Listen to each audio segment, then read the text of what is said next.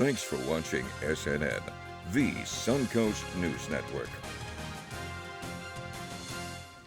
Now, if you've been shopping for a new car, then you know that prices just for the cars alone are huge, and now monthly payments have been soaring as well for other reasons. Eric?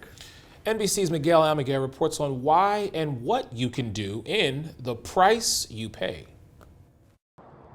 For Americans already facing sticker shock on the sales lot, tonight car payments are also accelerating towards record levels. Edmunds revealed the average annual percentage rate, or APR, on a newly financed vehicle has now ballooned to 7%. The typical payment for a new car in overdrive, hitting $730 a month. It could be enough for Sharon DeVestern to pump the brakes on buying new. If you find something that you like used, you do save money. As car payments become more expensive than ever, tonight 1 in 6 buyers who finance new are paying more than $1,000 a month. The staggering price to sit behind the wheel, rivaling the cost of putting a roof over your head. Unless you have a lot of cash on hand to kind of mitigate those APRs, you will be looking at a number you probably have never seen before if you bought a car in the last 10 years. With more drivers going into delinquency, the average cost of a new car has nearly hit $50,000. Many buyers are no longer in the driver's seat when it comes to monthly payments. Supply remains tight. Inflation is driving up costs, and the Fed continues to raise interest rates. There is some good news, though. Experts believe rates will soon stabilize. But for now, it's a bumpy road ahead for drivers buying new. Miguel Almaguer, NBC News, Los Angeles. News just keeps on coming, don't it? All right, well, if you're having problems sleeping like I have had lately, then you may be at greater risk of having a stroke. See, even better news.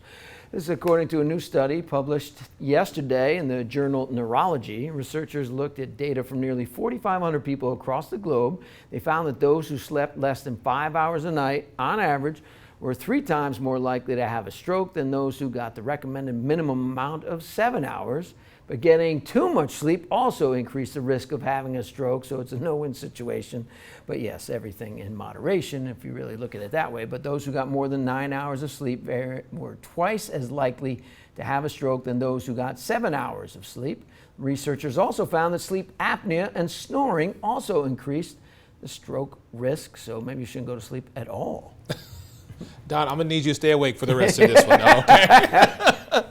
The headline seems bizarre, but it's a serious crime that involves more than $1 million in stolen milk products. Miami-Dade police literally calling this operation Got Milk. They arrested 6 suspects accused of setting up an operation to steal the dairy products. This is undercover surveillance video, they say, shows the suspects in action. Investigators say the suspects consisted of truck drivers and a dispatcher. They would load the trucks up with extra product without making note of it. At some point on the driver's pre-assigned route, they would deviate from the route, link up with another individual, and hand off the stolen product. MacArthur Dairy and Island Dairy distributors noticed irregularities and identified potential suspects, giving the information, of course, to the authorities. And within hours, the authorities tracked the suspects down and recorded the video you just saw of the crime being committed.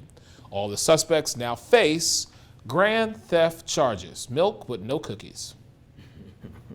Sounds like an inside job. All right, speaking of trucks, 2 semis collided yesterday, leaving behind a very starchy mess. This was a scene on northbound lanes of Interstate 95 in St. Johns County yesterday afternoon as the 2 semis collided, causing one to flip over and spill its cargo, which was hundreds of pounds of potatoes. Or potatoes. You say potato, I say potato, but officials say the other semi jackknifed and 2 other vehicles struck the guardrail as they tried to avoid the crash scene as well.